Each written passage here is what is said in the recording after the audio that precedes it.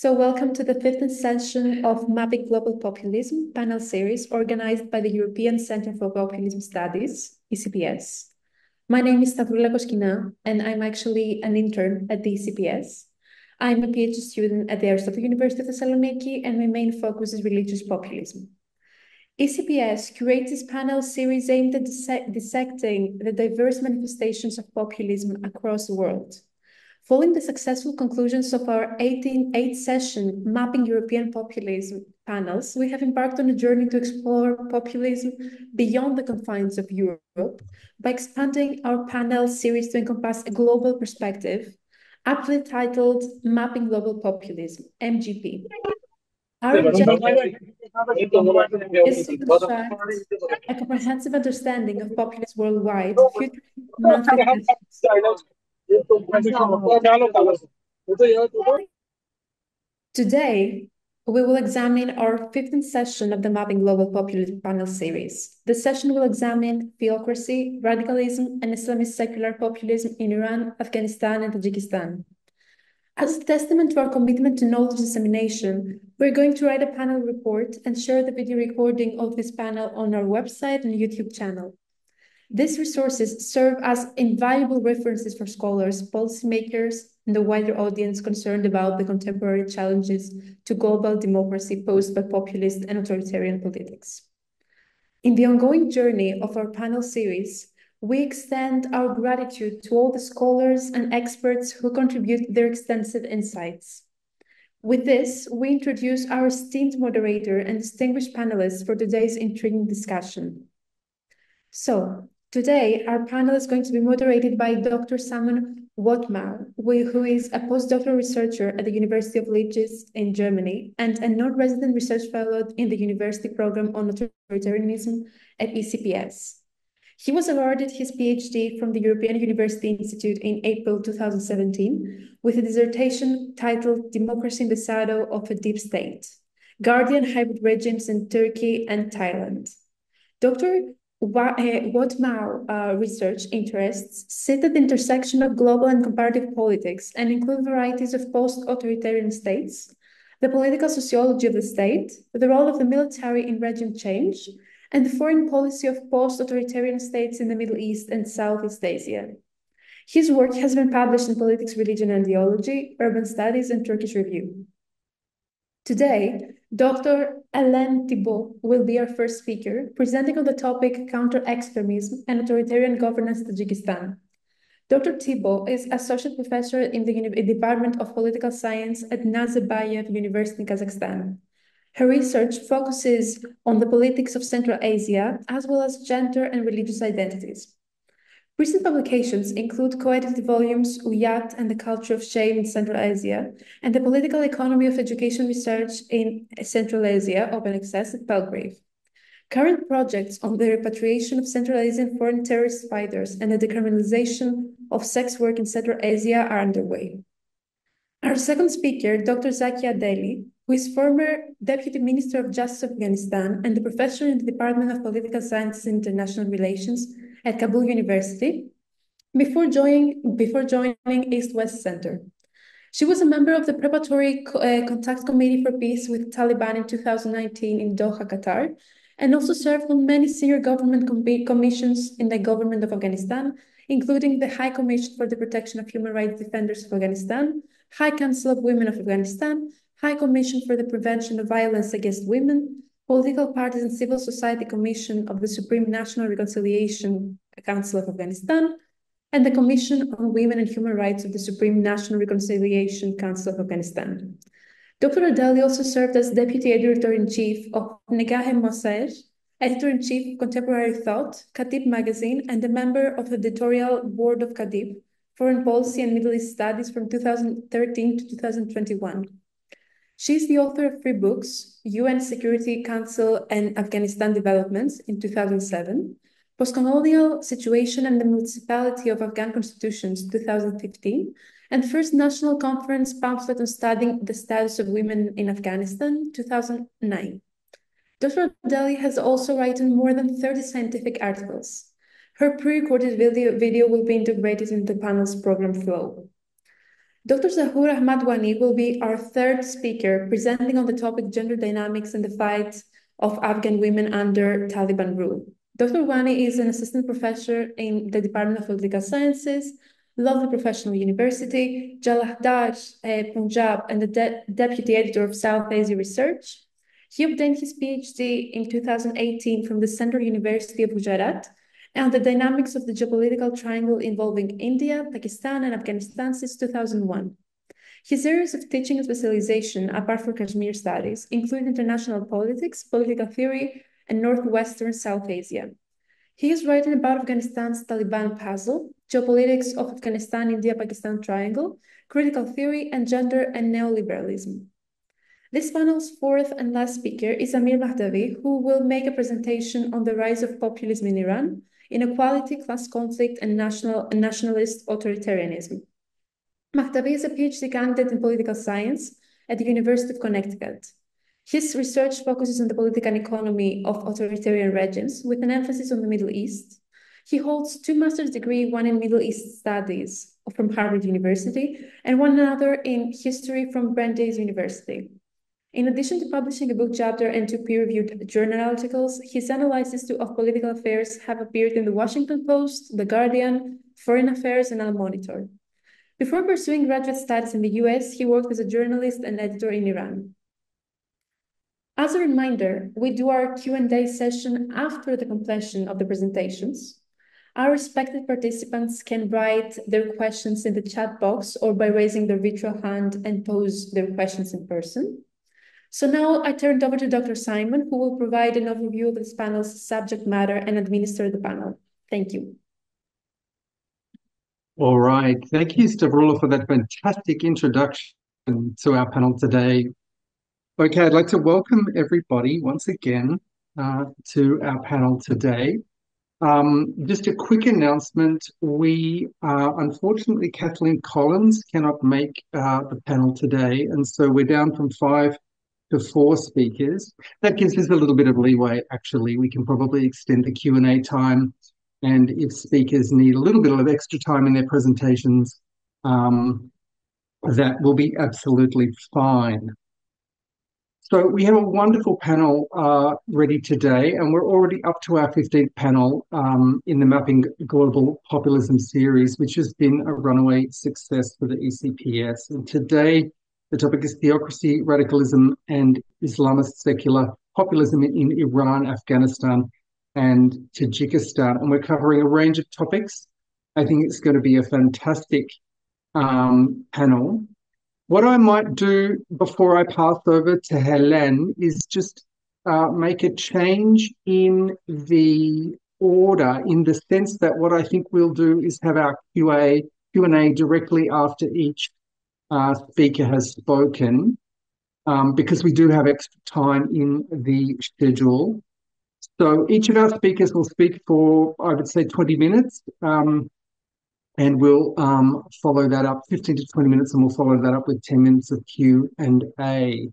So our first speaker this afternoon is Dr. Hélène Thibault, who is going to present on counter-extremism and authoritarian governance in Tajikistan. And without any further ado, I will pass over to Dr. Thibault for her presentation. All right, thank you. I think I just received a message that my internet connection is unstable, so I hope that it won't create any problems. But thank you for the invitation.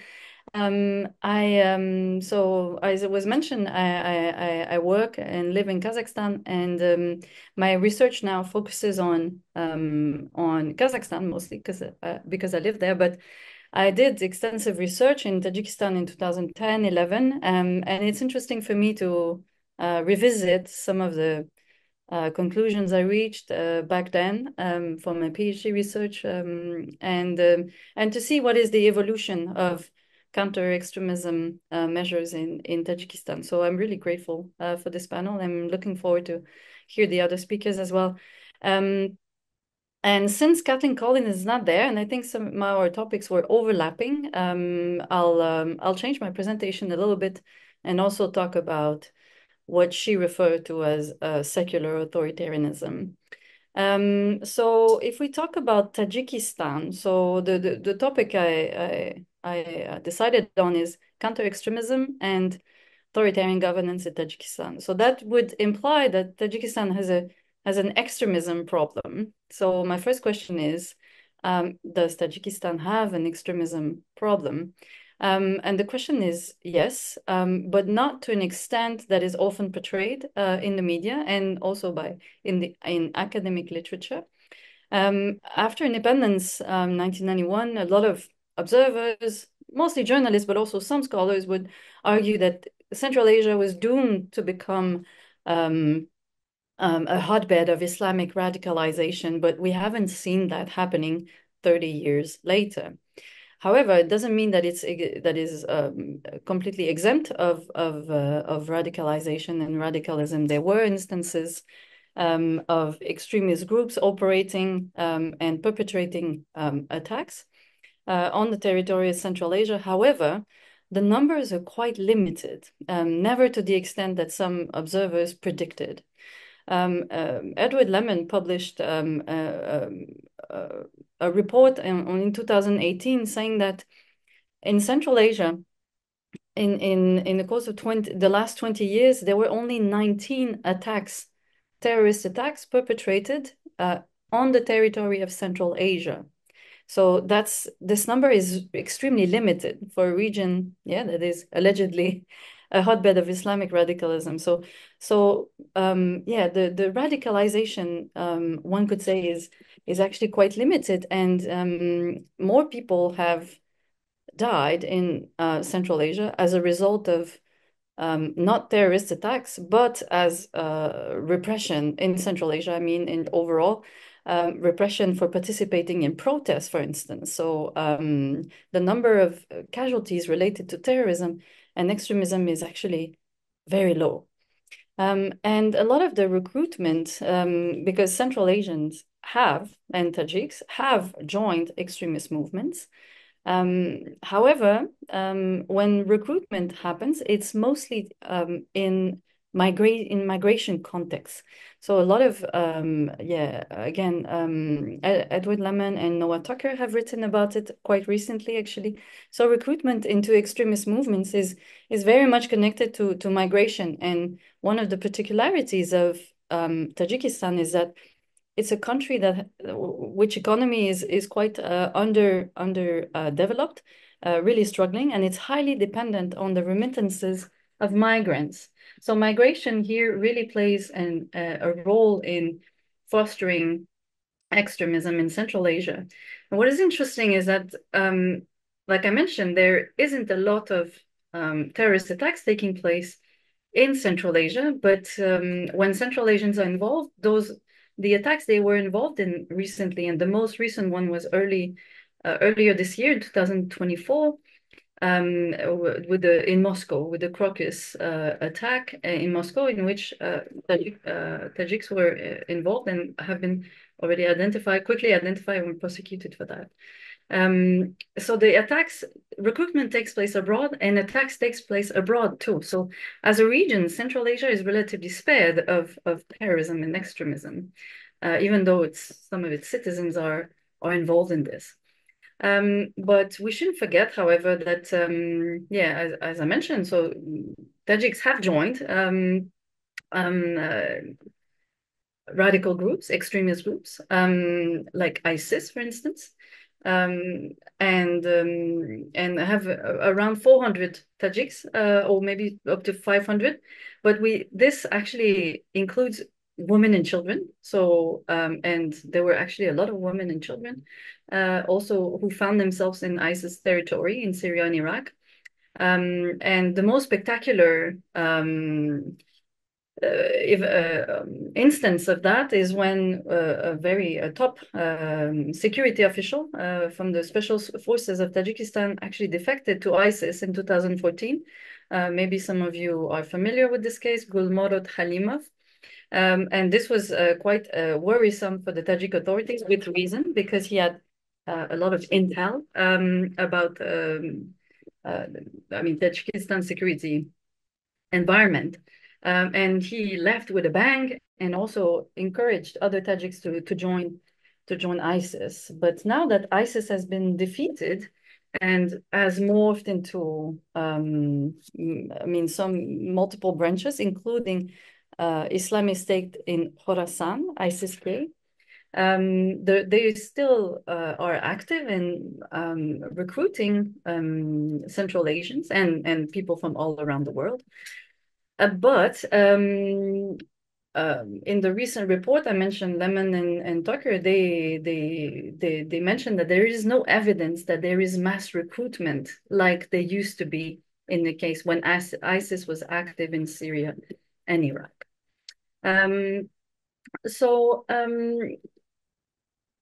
Again, so going back to the question, does Tajikistan have an extremism problem? Well, the answer is yes, to some extent. But this answer should be nuanced with, something that I researched previously is that the threat of extremism is greatly exaggerated and used as a way to eliminate political opponents of all kinds of allegiances, not only Islamic political positionists. Any form of mobilization is repressed under the cover of extremism charges. And this is the case for the Islamic Revival Party of Tajikistan, which used to be a legitimate political actor in Tajikistan. So Tajikistan is particular in that sense that it is the only Central Asian state where an Islamic political party was legally registered and legitimately participating in elections until it was put on the list of extremist organizations in 2015 on charges of extremism and of organizing a coup, which failed, obviously. So given authoritarian, Tajikistan is really characterized by very strong authoritarian practices in which political dissent is absolutely impossible. And the threat of extremism has been used to sideline any form of political mobilization. And I will come back a little bit more on that in a moment. The extent of repression is really, repression is really extensive. And it applies, as I mentioned, to the Islamic Party of Tajikistan, but also to maybe some of you are familiar with the region of Badakhshan in the south of Tajikistan, a region that is bordering Afghanistan, and where a religious and ethnic minority lives. The Pamiris, they are Ismailis, Shiite Ismailis. So they are, an ethnic and religious minority. This region has been at the center of a lot of political struggles in the last few years, and there were recurrent protests from local populations demanding more representation at the regional level. This is a region that is quite isolated from the rest of Tajikistan. And every time those protests turned deadly because of state repression. And in the latest protests in 2021, 2022, some activists who were not necessarily taking part in the protests received very long prison sentences, up to 25 years, for advocating for peace. This is the case of one journalist, a female journalist, who was imprisoned for 25 years recently. So these cases have gathered international attention because of the very harsh punishment that they have received. Her name is Mamadchoyeva. I think, international organizations have, human rights defenders have picked up on the story because of the unfairness of this judgment. The Islamic Revival Party members who were this party which was put on the list of extremist organizations A lot of the former members, mostly those who were in leadership positions, have been either imprisoned or they are in exile. And while they are in exile, they are also chased, and it's many of them are political refugees in Europe. Some of them sought safety in Russia, but this is no longer a safe place for those who were members of this party. And what is quite shocking is that even their family members are chased by the Tajikistani authorities. So the brothers and mothers who stayed behind, and even those who are in Russia, are targeted there. And there were instances of deportations, illegal deportations of family members of the former, who were formerly associated, even if they were themselves not involved in politics, but just by association. Lawyers who were defending the members of Islamic Party were also imprisoned. There were at least 2 instances of that. So it's guilt by proxy, just by being assimilated. So repression is very strong. And so this is one aspect of how, the Tajikistani authorities are invoking extremism for repressive purposes. And now that, since my colleague is Kathleen Collins, I think she was going to talk a little bit about that, but about this aspect of authoritarian secularism. So this counter-extremism, I argued with Lemon in a joint article in 2019, that counter-extremism is not only repressive, it's also performative, in the sense that the Tajikistani authorities are not only trying to suppress some political actors and ideologies, but also encouraging ways of life that they consider that is safe and according to national tradition. So one thing that maybe our audience and our panelists have heard about is the regulation of female clothing in Tajikistan that many scholars have looked at as well, including myself. So the regulation of female clothing as a way to ensure the secularity of the state. So hijab has been banned in schools and state institutions already for a long time. However, this year, very recently, there was a new law that is part of the law on celebrations of rituals that actually has a new paragraph mentioning that it is citizens should conform to national traditions and not wear foreign clothing. So the import, sell, and promotion of foreign clothing is forbidden in public places. And many in Tajikistan, including police forces, have interpreted it as a way to forbid the woman from wearing a hijab, which is considered foreign. So this has been decried by most human rights organizations as a violation of religious rights. Because we're talking here not in schools, but in public places such as the street or the market. So anywhere outside your home is forbidden to wear foreign clothes. So this is a way for the Tajik authorities to regulate personal behavior and encourage secular behavior, but which is an infringement on religious rights.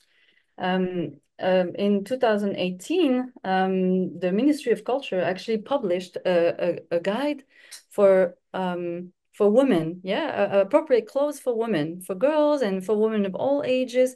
The book has hundreds of pages, photos of how to dress and which occasions, etc. So there's a very normative content here, and a normative content. And I also wanted to include also, and I'll finish on that. That there is also great regulations of religious education. When I was doing my research in Tajikistan in 2010-11, there were 6 madrasas which were operating in the country, and now there's only one, for instance. Private religious education has been outlawed completely. So the only possible way to receive religious education is through your parents, so this is allowed, or through this institution of higher education, which is located in Dushanbe, the capital Dushanbe. So we see that there are a lot of restrictions regarding the practice of religion and this attempt to encourage secular behavior. But at the same time, the factors that could be encouraging extremism or extremist views are not tackled because, I mean, in the book I published in 2018, one of the factors I mentioned as why are people gravitating towards extremist views is the lack of fairness and the feeling of exclusion that people have. Exclusion from economic success, but also to a fair life and a just life. I think it's not only about poverty, but it's about feelings of exclusion and unfairness in the overall system in which people live. So I will stop here, and I'll be happy to take any questions. Thank you. Thank you, Hélène. That's fantastic. I really appreciate that short but very, very, very informative contribution. So, as I mentioned, because Kathleen can't make it, and Dr. Adeli, our second speaker, is still on the way into the panel, we can have our Q&A for Dr. Thibault immediately. I know I've got some questions. As Stavroula mentioned, there are kind of two approaches to your questions. You can, if you're shy, you can either post them as text in the chat, and I'll read them out to Hélène for you. Otherwise, you can just use the raised hand function, which you can reach through the react button at the bottom of your screen, and it looks like that, raised hand. So I invite questions. I'll go first, actually. I'll use my privilege as the chair to ask the first question. Hélène, as you were speaking, it struck me that Tajikistan is kind of distinctive. I know there's a lot of repression across Central Asia, but it's kind of distinctive.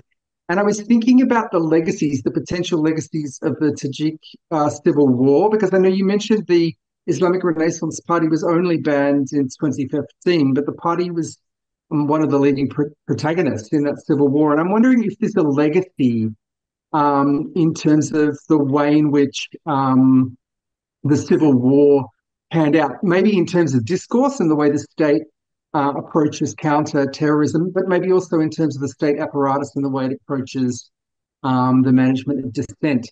So I was hoping to draw you out a bit on that, if there's a historical legacy there.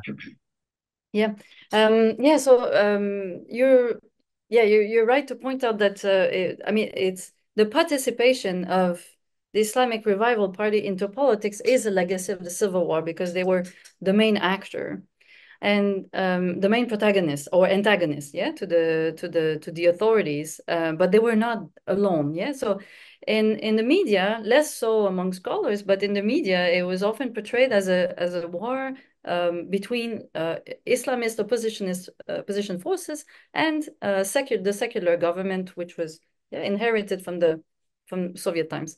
But most scholars have agreed that this was a more of a regional a war between regional factions, and not necessarily an Islamic uprising. And there was actually no other option when they signed the peace. It was signed between Imam Ali Rahman, the current president, who's been in power since 1992, the longest lasting Central Asian president in Central Asia, and the leader of the Islamic Revival Party, Said Abdullah Nouri, who passed away from cancer actually a couple of years ago. He was succeeded by Muhyiddin Kabiri, who is now in exile. But so they had no choice but to integrate, the Islamic Party into it was part of the peace deal, the peace agreement, to integrate this party into the governmental structure and the political system in general. And I think, well, according to the Islamic Revival Party, one of the reasons why they were outlawed is because they were gaining more popularity, and the authorities understood that. Yeah, so there might be, of course, a secular legacy to this, in the sense that the Soviet Union was very hostile, towards any form of religious opposition. So there's definitely one aspect is that this hostility towards religious elements, but also fear of the popularity of the party. They were banned not long after a parliamentary election was held, and according to the RPT, the rationale is that they saw that we were too popular, and then they decided to ban us. Thank you. Bülent, you have a question. Would you like to come in? Yeah, thank you, Simon. Thank you, Professor.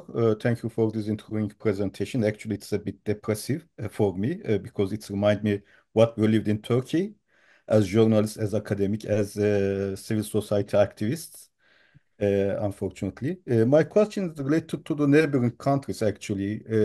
How do Tajikistan counter-extremism policies and extremely staunch secularism align with or differ from those of its Central Asian neighbors, like Kazakhstan, Kyrgyzstan, or Turkmenistan? What role does regional cooperation and international influence play in shaping Tajikistan approach to this so-called counter-extremism? Thank you. Okay, thank you. Yeah, good question. I'm not extremely familiar with the policies adopted by Turkmenistan, Uzbekistan, and Kyrgyzstan, but if I compare with Kazakhstan, for instance, I would say, well, Tajikistan stands out in handing out extremely long and harsh prison sentences. Yeah, so we're talking about 20 years. Yeah, for sometimes accusations that are, I mean, in many occasions that are unfounded. We don't see the equivalent, I think, in the neighboring countries, such very long prison sentences. I am not aware of that in Kazakhstan. I mean, there were people prosecuted on charges of extremism in Kazakhstan, but never for such long lifetime. These are basically lifetime prison sentences, right? But again, I think, yeah, there's this idea, this Soviet legacy is still strong of hostility towards religion. I think they share this. The Central Asian states share this legal legacy, and well, not only legal but ideological. That religious movements are, by definition, something to worry about. Yeah, they are anti-systemic. Yeah, they are incompatible with democracy. So that's why in all the Central Asian countries, it is impossible, it is illegal to found a political party that is based on religious values. It's actually in the constitution. Yeah. So in that, they share similarities in those legal amendments that make religious parties completely illegal, including Tajikistan, but which wasn't the case until 2015. Yeah, so they share this, but yeah, I would say other countries are less.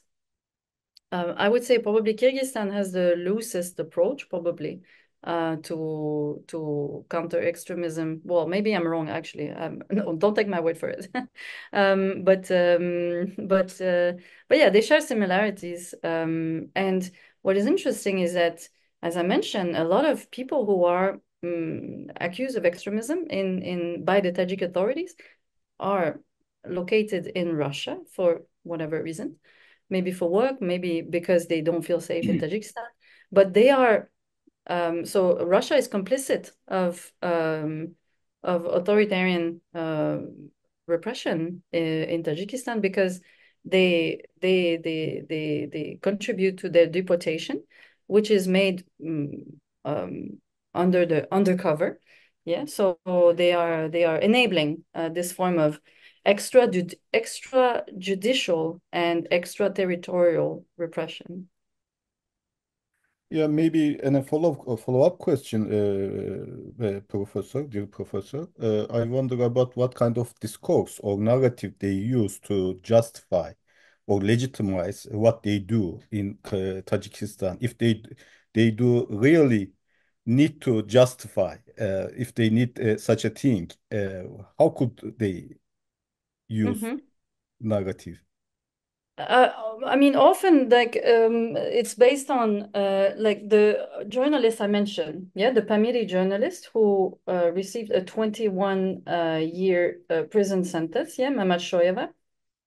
She, for instance, was accused of extremism and of plotting a coup to overthrow the government. She confessed of this. So not only the accusations sometimes are weak, but there is no one really to contest those accusations.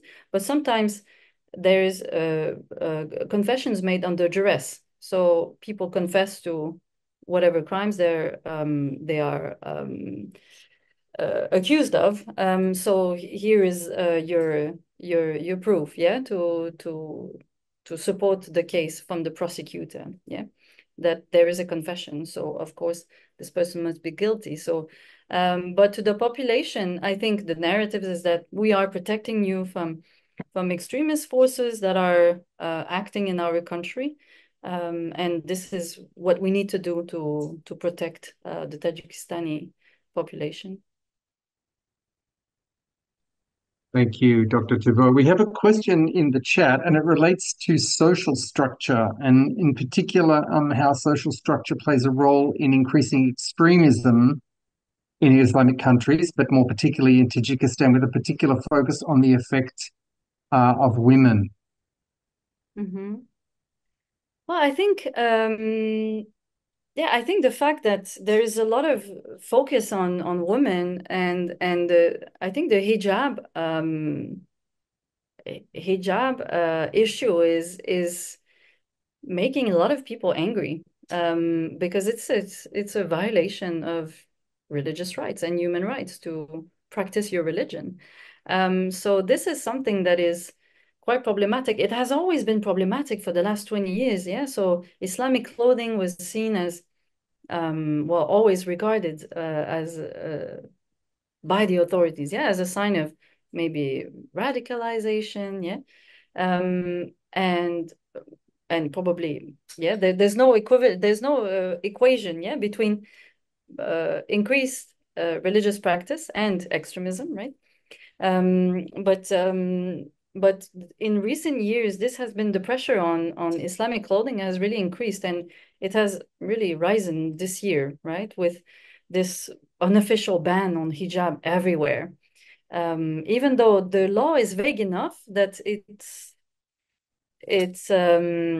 that's why the authorities can avoid criticism, yeah, outright criticism, because the law is vague, but on the ground it can be really interpreted by police forces as that, yeah. And I think, yeah, this particular decision is angering a lot of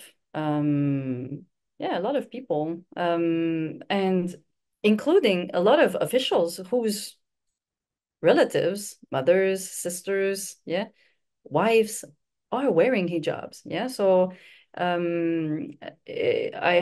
been to Tajikistan this year, but this was before the ban, and I would be curious to see how people react to this, and if it's actually implemented. So there were instances, people reported that it was enforced, but I don't know to what extent is systematically enforced. Also, I wanted to nuance that. Yeah, it doesn't mean that from day one all women started stop wearing hijabs, but the pressure has been accumulating over the years. But yeah, this can definitely be an issue.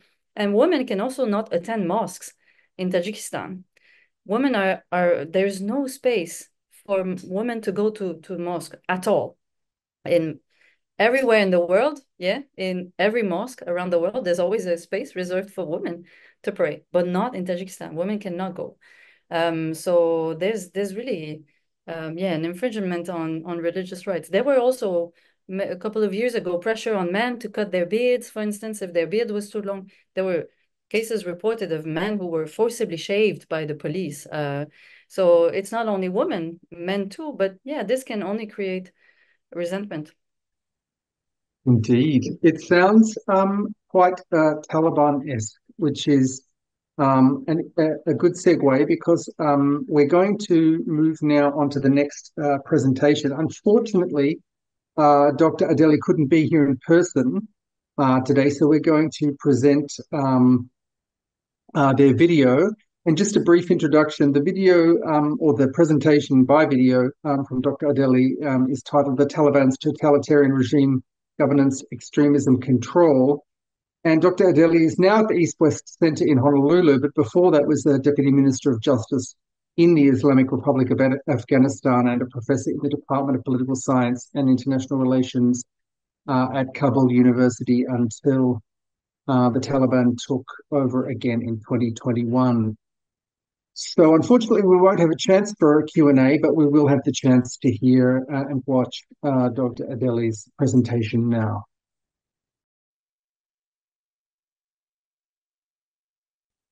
Hello, everyone. Thank you for inviting me to be part of this panel. Today, I would like to talk about the Taliban's totalitarian regime, its governance structure, and the way in which it has imposed severe control over Afghanistan since they take over in August 2021. And in this presentation, I will explore how the Taliban have systematically centralized power and how this regime functions without any electoral process or legal accountability. Let me share the screen and then I will continue the presentation.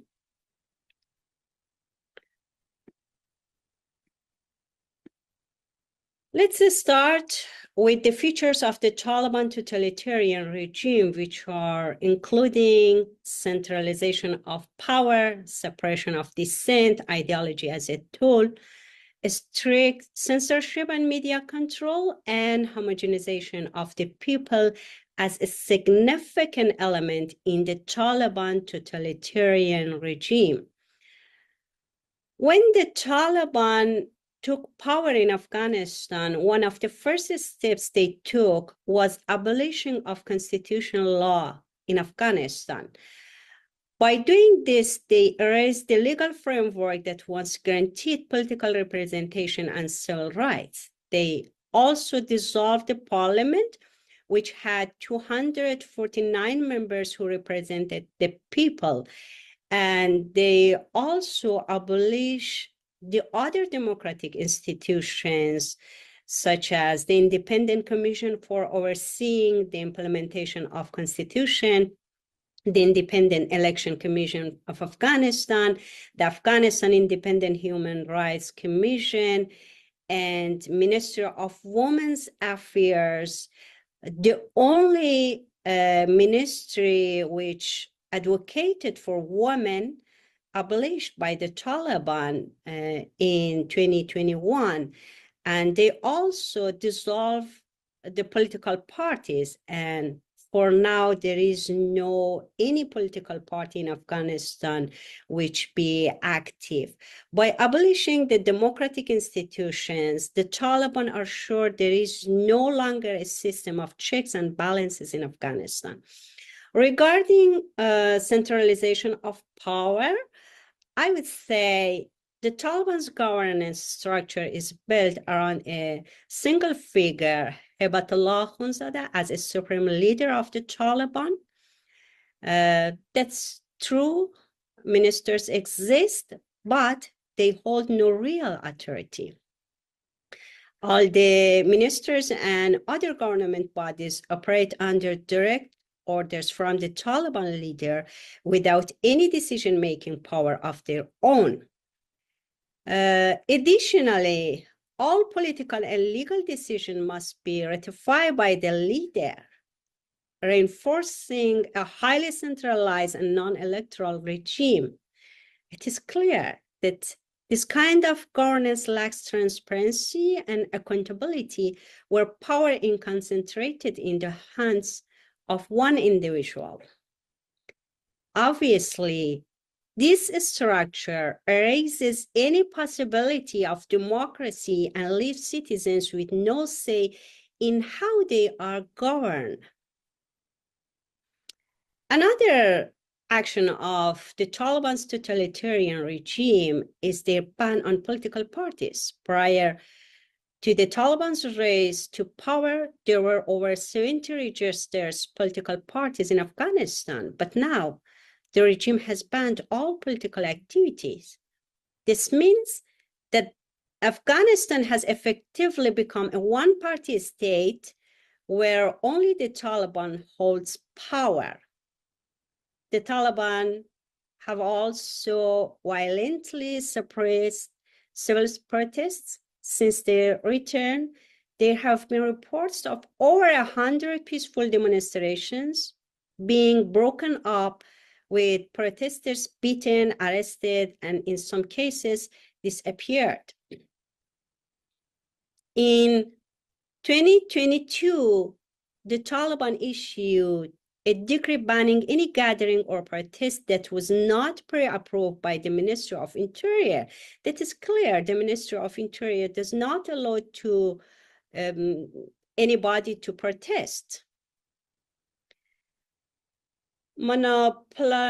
Monopolize of power is another action that has taken by Taliban, and they are trying monopolize power by elimination of democratic institutions, by suppression of political opposition, prohibition of political parties, control of media and communication, by suppression of protests and demonstrations. And also they use religious authority through the Ministry of the Promotion of Virtue and Prevention of Vice to enforce its ideology and control daily life, making it difficult for any opposition to arise. The Taliban use extremist tactics like public executions, flogging to instill fear and maintain control. Typically, ideology is an important issue and important element in the totalitarian regimes. And in the Taliban's regime, ideology becomes a tool for justifying extreme centralization of power, eliminating opposition, and ensuring obedience from the population by aligning their role with religious and cultural narratives. The Taliban bans forms of cultural expression that they deemed un-Islamic or contrary to their interpretation of values. This included bans on music, dancing, traditional Afghan arts, and celebration, effectively raising cultural diversity and promoting a singular way of life. By cultural separation, they are replacing traditional cultural symbols with their own, prohibiting the celebration of Nowruz as a Persian New Year. And they are destructing historical heritage and eliminating ancient statues. And also they are suppressing music, dance, and other forms of artistic expression. Homogenization of people is a significant element and significant issue in the Taliban's totalitarian regime, and they are trying to homogenize the people by enforcing uniformity to fear and violence by control over institutions such as media, civil society, culture, education, and by imposing ideological conformity to decrees. Actually, the Taliban controls both public behavior and private life. The people of Afghanistan are not only forbidden from expressing dissent, but their everyday freedoms, how they dress, what they listen to, and how they socialize are dictated by the regime. According to a report from the United Nations on June 4th in current year in 2024, the Taliban punished 63 individuals in Sarpol in Afghanistan. And according to another report from August 15, 2021 to June 15, 2022, there were 243 extrajudicial killings during the period from August 15, 2021 to June 15, 2022, a minimum of 160 extrajudicial executions of former government and security officials by members of the Taliban have been documented by UNAMA. Regarding women's rights and restrictions on women, I think it is clear and everybody knows about that in the world. Since the Taliban came to power, they have imposed some of the harshest restrictions on women's rights everywhere in the world. The Ministry for Promotion of Virtue and Prevention of Vice also plays a significant role in restricting women's freedoms, enforcing dress codes that require women to cover the entire body, and preventing them from appearing in public space without a relevant male. To conclude, I would say the Taliban's regime has effectively dismantled Afghanistan's democracy and replaced it with a theocratic and totalitarian system. From the abolition of democratic institutions to the suppression of political parties and the violent repression of civil protests, the regime operates with complete control. Their non-electoral governance centered around the leader and the imposition of extreme restrictions on media and civil society have left the Afghan people without a voice or basic rights. Unfortunately, the impact of their role is especially felt by women who face some of the most severe restrictions in the world.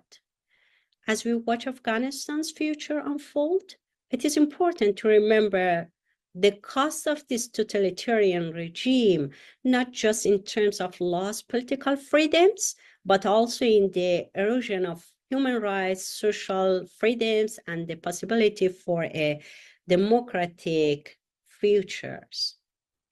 Thank you for your attention and for your listening.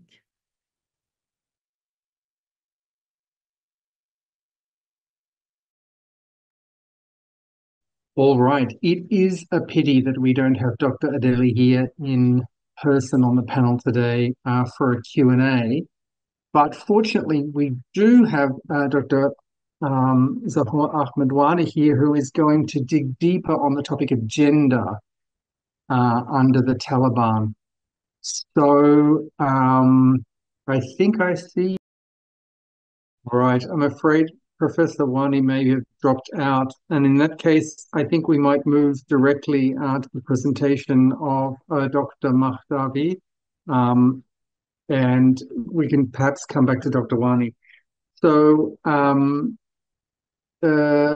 Amir Hossein Mahdavi is a PhD candidate in the Department of Political Science at the University of Connecticut. So he's still early in his day, I imagine. And he's going to present today on the rise of populism in Iran, equality, class conflict, and nationalist authoritarianism. So, Amir, do you have a PowerPoint presentation today? Great. Thank you. Hello, everyone. I'm so delightful to be in this panel among the great scholars who are contributing to the literature of populism. And thanks to the Center for inviting me. I try and will do my best to be strict in 15 minutes presentation. So I am going to talk about the possibility and the chance of raising populist factions or leaders in the Iranian political atmosphere today. So for doing that, I will go examine the both right-wing and left-wing populism and their in the context of Iran, and ground them in the context and try to relate the components of each kind of populism with the different aspects of socio-political landscaping of Iran today. First, I'm going to start with the left-wing populism, especially because we saw an episode of left-wing populism about 15 years ago, between 20 and 15 years ago, that was able to won the 2005 election, and we had about 6 or 7 years of implementation of left-wing populist ideas by the former president Ahmadinejad. And then I'm going to move to the right-wing populism as the most viable probability and option of raising populism in the Iranian context today. So by left-wing populism, simply I focused on like the measures like social justice, opposition to economic inequality, and the perceived dominance of large corporation and financial elites. So I just wanted to clarify what components I am thinking about when I talk about left-wing populism. So I'm going to examine the 4 main ideas and the 4 main pillars of left-wing populism that can be related to the Iranian context right now. First, economic inequality and social justice. Now we have a situation under economic sanction due to the nuclear program which is in place. The sanctions that are in place, I think, right now is about 2 decades, and the most severe version of those implemented by President Trump in 2017, and it's continued up to today. So a combination of economic sanctions and domestic economic mismanagements and failed policies raised the inequality to the historic level in the economic history of Iran. In particular, I'm talking about the Gini coefficient and the ratio of the top 1% income to the low 10%. The ratio of top 1% to the low 10% is higher than even any developed world, except United States of America and most of and all of the Iran neighbors and Middle Eastern countries. So to just make a political sense of this kind of inequality which is in place right now in Iran, you can think about the country that's the 1% on the top of income ranking enjoy equality of life and income and wealth, and are considered as rich in the level and standard of a rich person in Western world, in London, in Paris, in New York. So you can, I am talking about properties and apartments in northern Tehran many with the price of more than $3 million. And the income level, that's when we exchange an equivalent and exchange and change that to the dollar, which is exactly the same as the median of top 10% in the United States. So a very, very, very rich class on top, and the historic number of 35% under poverty.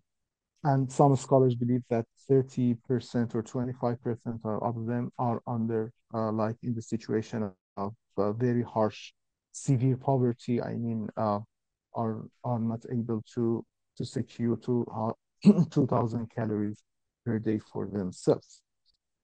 So we have this kind of political sense of inequality and absence of social justice among people, which is a very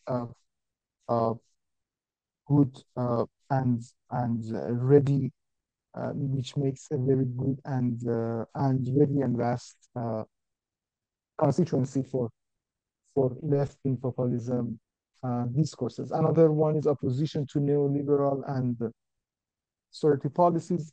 This is the case in Iran right now, as I said, regarding the inequality and the high and the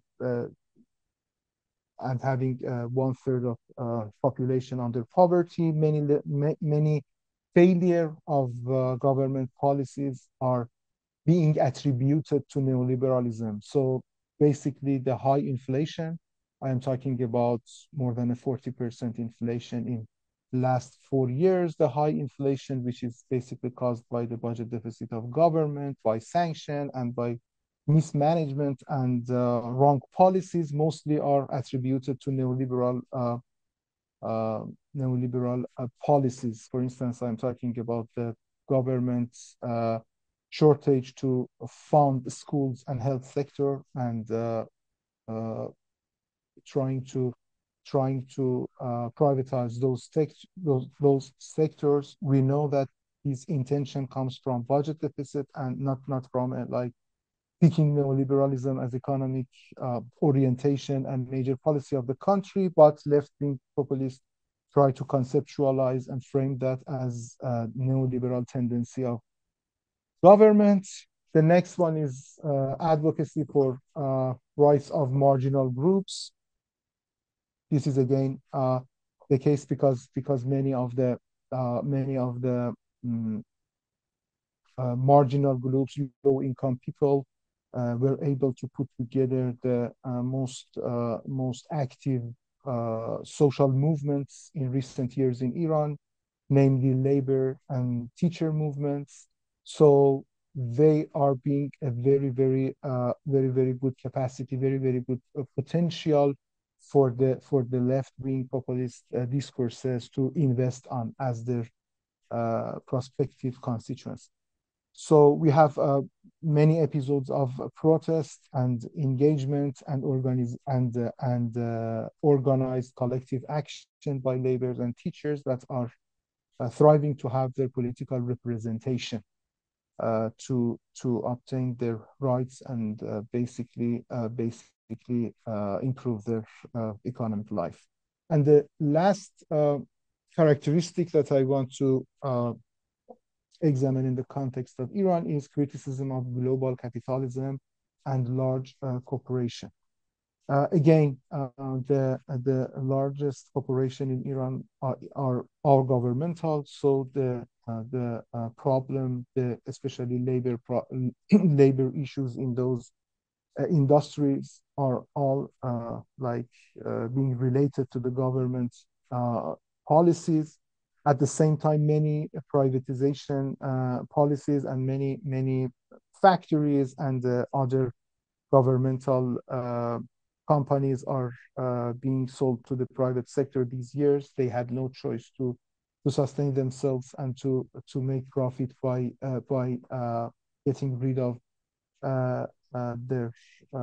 their surplus costs, lay off many workers. So all of these kind of dynamics are attributed to the capitalist kind of policies and make those policies so negative in the eyes of more educated social strata. In addition to that, I want to emphasize many parts of the global liberal or left discourses that are being suppressed by the regime, by the governments, like women rights or sexual minority rights. They are not a result of really right conservative policies in the democratic sense, but because of those kind of suppression, more parts of the society are being interested in left-wing political platforms that may arise from this kind of context. So, and in the second part, I want to discuss the same actually trends in right. I would argue that because of the context and recent developments, especially in recent decades, the likelihood and the potential for rising right-wing populism is more than left-wing, especially because of the government budget shortage and its incapability to redistribute resources in the sense of state capacity and in the sense of having enough resources to redistribute among poor. So I don't. It would be so hard for a leftist populist leader or politician to emerge and with the platform and campaign pledge and promises to redistribute many resources or promise for give more like welfare benefits to people. So every discussion today, especially in light of the persistence of the international sanction, is about budget cut, is about lowering the government responsibility in economy and to reduce the budget deficit and eventually the inflation rate. So it's very hard of thinking of giving promises and selling those kind of political plans to people to give them more welfare, health, education, or other public goods. However, there is, in my analysis, there is a very good potential to right-wing discourses to raise. By right-wing, I mean the discourses and the camp that often emphasize on the nationalism, anti-immigration policies, a strong stance against political elites, globalism, and multiculturalism. So we can see the potential and the components of that are compatible with the every three main ideas of right-wing populism are in place in Iran today. So first, nationalism and anti-immigration. There is a like very, very heated national debate about the Afghani refugees and migrants in country. Unfortunately, the government, I think, doesn't have a accurate statistic about the demography of those migrants. How many of them are legal? How many are illegal? We don't have we don't have actually any official statistic and data about them, but people are talking about 7 million, 8 million, 6 million immigrants and a jump in recent year after Taliban came to power. So in many neighborhoods, even in southern Tehran, in many capitals of different provinces, we see neighborhoods with the majority of Afghani immigrants. People reside there. Many schools pictures and videos are being are going viral today these days about the schools that the majority of the students are Afghan, the hospitals, and every kind of public domain that the people the Afghani people are more than Iranian in some part of the country, and especially we are talking in the era of downturn economy, so people are concerned about the job opportunity. People are concerned about whether the illegal Afghan immigrants are paying tax or not. Do they send the money they make in Iran to Afghanistan? So the like looked at as an issue of capital flow from the country to outside. So all of these kind of aspects and different dimension of anti-immigration discourses are very alive and vivid in political discussions today. That is a very, very um, important trigger and reason that could boost right-wing populism. Another one is opposition to political elite and globalism. I think globalism is less the case in Iranian context, but the disappointment to political elites is a very, very visible issue. We just had the presidential election, the first round in June, by lowest turnout in 46 years, 39% turnout. That is an like indicator of disappointment about political elites and the two major camps within Islamic republics that the power is being rotated among them, executive power and the unelected part of the state as well. So again, I think there is a like considerable portion in the society that would welcome a new voice and very like the classic rhetoric of right-wing populism by opposing the political elites, opposing the bureaucracy, the all procedures, laws and regulation and establishment, and climb for new policies and new setting of the whole state. And the last one is preservation of traditional cultural values. This is could be compatible to the case, but not in the sense of like traditional or / conservative cultural values. I would say the values that are in tension with the official values and beliefs that are trying to impose in society by the regime. So many discourses about the pre-Islam era, the cultural components, the components of the Iranian culture from pre-Islam years are being borrowed and try to invite them to the political scene and use them as a like politicize them and use them as instrument through use them as an instrument of political discussion today. So this tension between Iranian nationalism and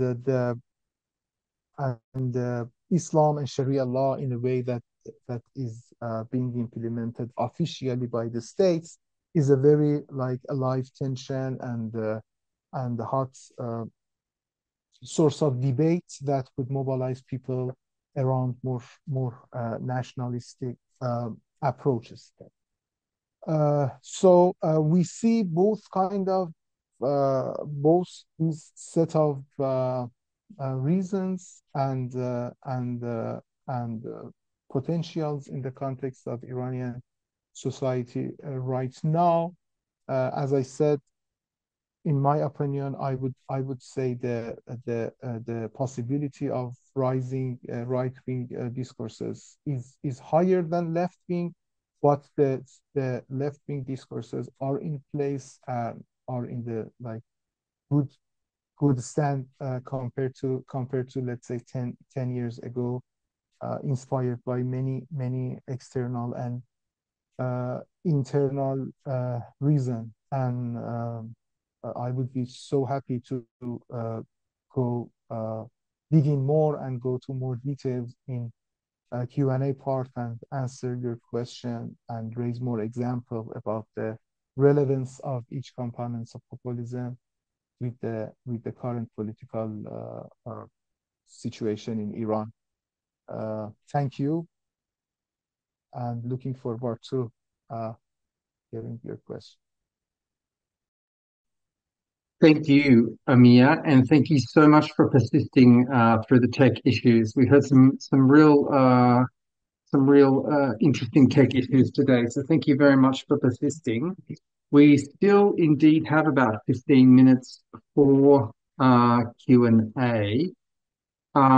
So as with the previous session, we already have some questions in the chat, and if people want to ask questions through the raise hand function, that option is available to you as well. So I see the first hand raised was Shuman Kumar Raj. If you'd like to come in and ask your question to Amir, please. Hello, am I audible? Hello, am I audible? Go ahead. Yes, absolutely. Ask your question, please. Yeah, thank you. So this is Anshuman Kumar Raj from India. So first of all, thank you, Amir, for such a wonderful presentation about left-wing populism and right-wing populism. So when you were mentioning about the left-wing populism, you were discussing about main ideas, and there it was opposition to neoliberalism.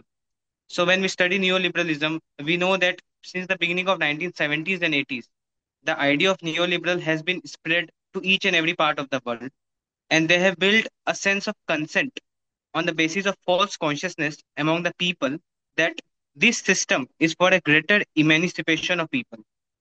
But in reality, we know the drawbacks within this system, what is the fall inside the system. So could you please explain how the left-wing populism is fighting against this system, or what are the tools or methods they are using to fight against this system? Thank you. Thank you so much. First of all, I am talking about mostly about the intellectual part. Excuse me, should I answer each question after each? Yes, okay. Absolutely. So yes, I am talking about the rise of the discourse in intellectual and grassroots level both, but it could be inside the state or outside the state. So I am not addressing the exact political implication and the dynamics that would contribute or predicting about how they would elevate and gain power, for instance.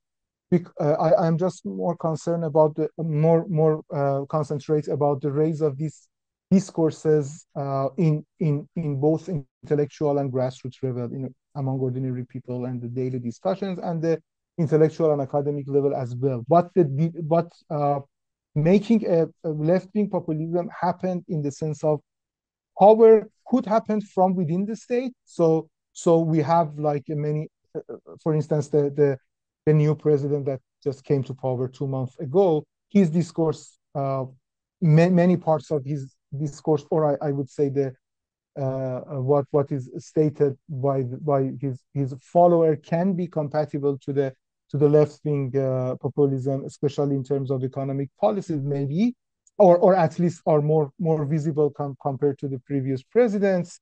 And we have we are seeing the very visible desire for left-wing populist ideas, especially about the redistribution and restructuring the power of the government and the full intervention. For instance, undoing the privatization policies, getting back the privatized companies, and these kind of discourses. And at the same time, we have the same discourse outside the regime and among people who are considered as a opposition of regime.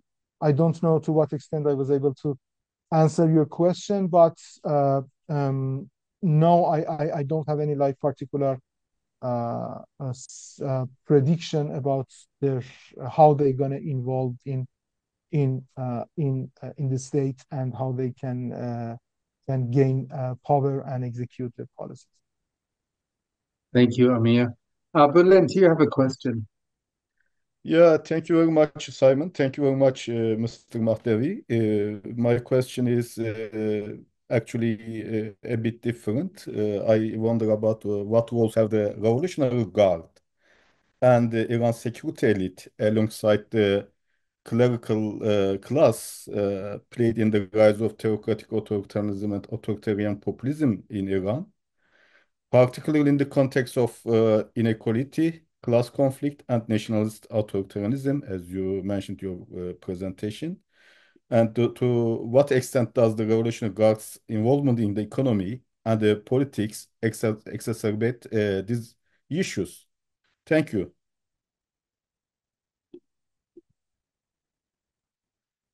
Excuse me, can I actually ask you that you are basically asking about the contribution of theoretical issues and religious in each of these two? Yeah, many pundits and many researchers define Iranian regime no longer as a kind of clerical theocratical regime, but a regime under the influence of the security elite.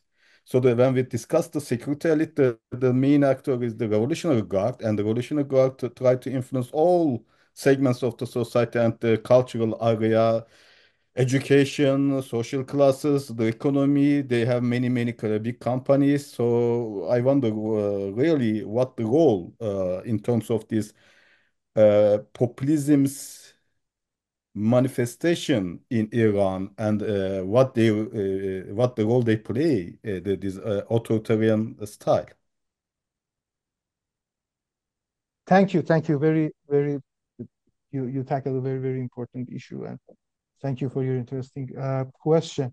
You are right. The IRGC Revolutionary Guard is a part of every kind of socio-political discussion in Iran and the populism as well. Actually, we can argue in either way. We can think about that and the entity as a great force for delivering right-wing populism. So we can actually see in their rhetoric, in their cultural products, in their discourses, they try to incorporate nationalism in their discourses much today compared to years ago. I mean, the balance and the ratio of Islamic and Iranic discourse share in their discourses and try to portray themselves as a protector of country more than the religious itself. So yes, in this sense, they can be a contributor to the right-wing populism discourse, and maybe in some sense, especially regarding the failure of the administration in delivering the major task of the government. I would say today the ratio and the budget is allocated to delivering public good, like police budget, education, and health.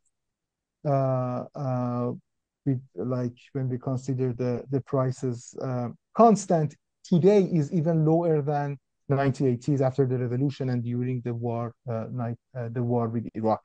So you can think about the very poor and the trouble that we are seeing in delivering public goods. So the failure of the administration itself is a very good land for investing for armed forces, Revolutionary Guard to raise as a defender of people, defender of national identity, and a solution for the people who have no trust in civilian administration. So this is the case that we watched all over the world, and the Iranian history about one century ago in the rise of the Pahlavi monarchy.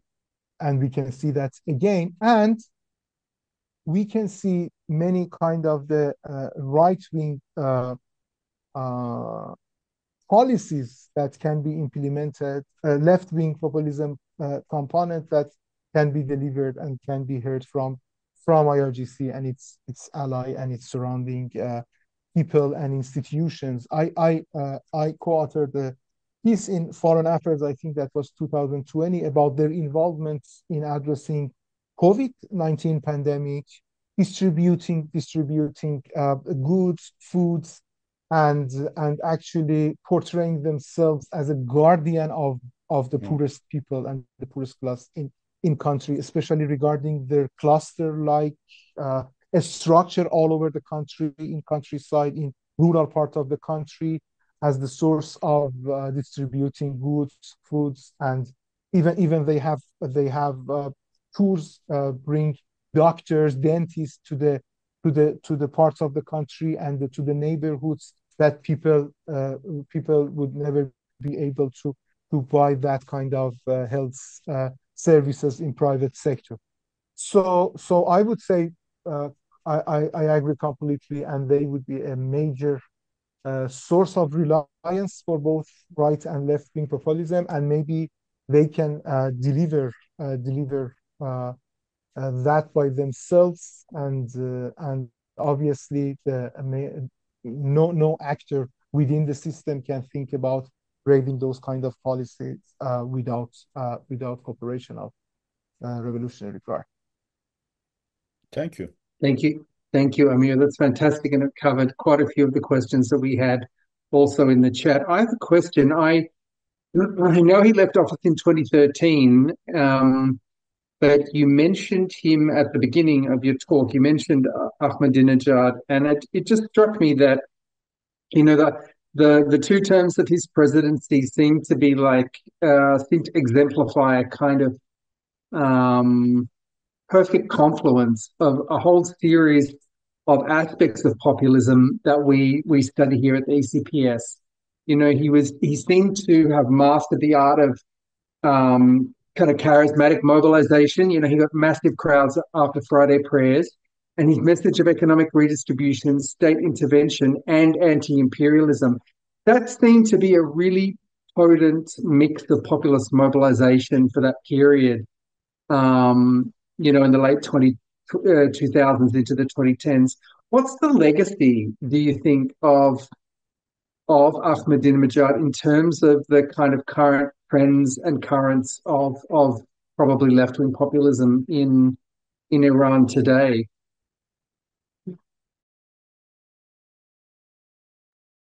Thank you for this important and so relevant, for raising this important and so relevant question. I would lay out the legacy of that two terms, especially the first 6 years of his presidency, in two sense. First, the legacies that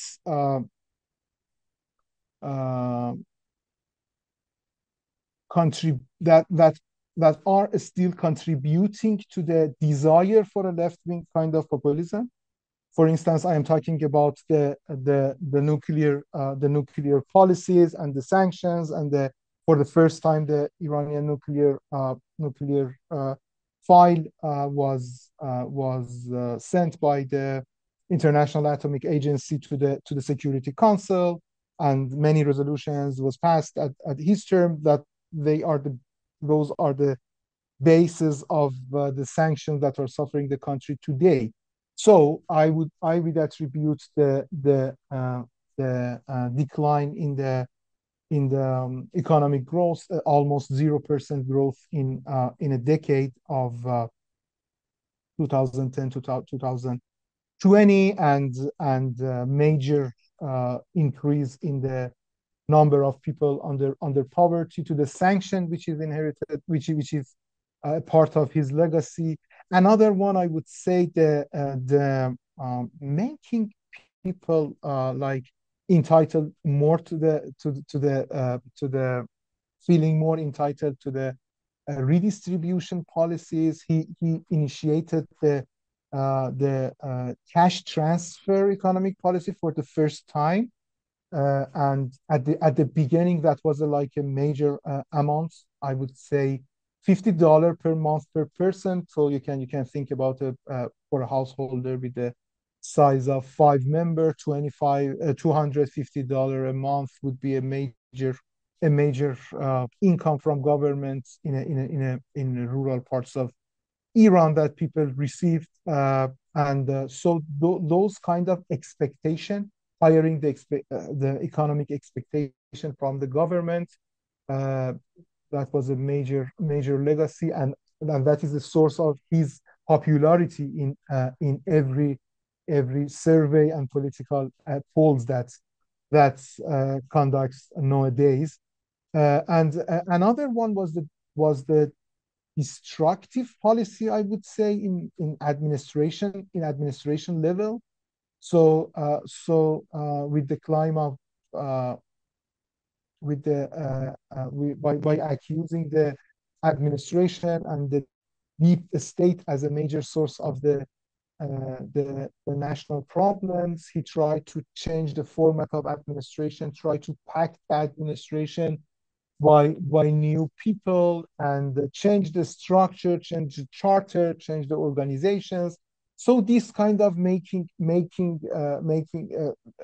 this kind of reform and changing the administration and dividing the tasks among the different parts of the executive branch itself, and transferring many tasks to the entities that are being called as a public non-governmental entities, which are basically subordinate to the supreme leader office, and their involvements in economy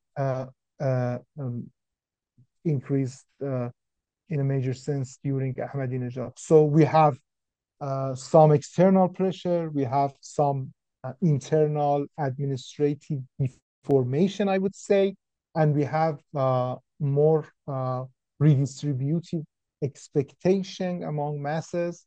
I would classify his 3 main legacies in that way. Thank you, Amir. That's really fantastic. It seems like it's still a really relevant and salient topic.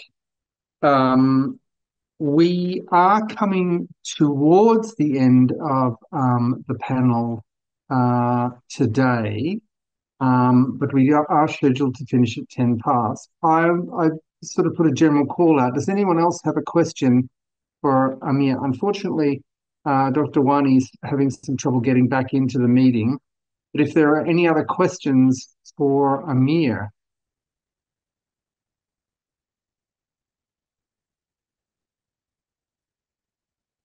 If not, I think we might bring today's discussion gradually to a close.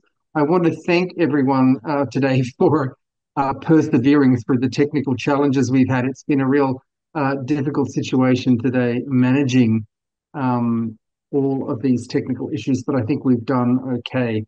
And I want to thank especially our 4 wonderful panelists, Dr. Hélène Thibault, Dr. Adeli, Dr. Wani, and of course Amir Mahdavi, who presented on populism in Iran. It's been a really stimulating panel. I really appreciate everybody coming together and for the wonderful contributions that we've had today. So on behalf of the ECPS, I'd like to thank you for joining us today and look forward to our next panel. Thanks. So, dear distinguished panelists, thank you so much for these so insightful presentations, and Simon for your great moderation and assessments. So, dear attendees, you enriched the panel with questions and remarks, and it was very interesting. Please mark your calendars for our next panel on October 31st, 2024. Please remember to register and join us to discuss the challenging dynamics of democracy, authoritarianism, and populism in Caucasus, Azerbaijan, Armenia, and Georgia. I wish you all a great rest of the day. Thank you.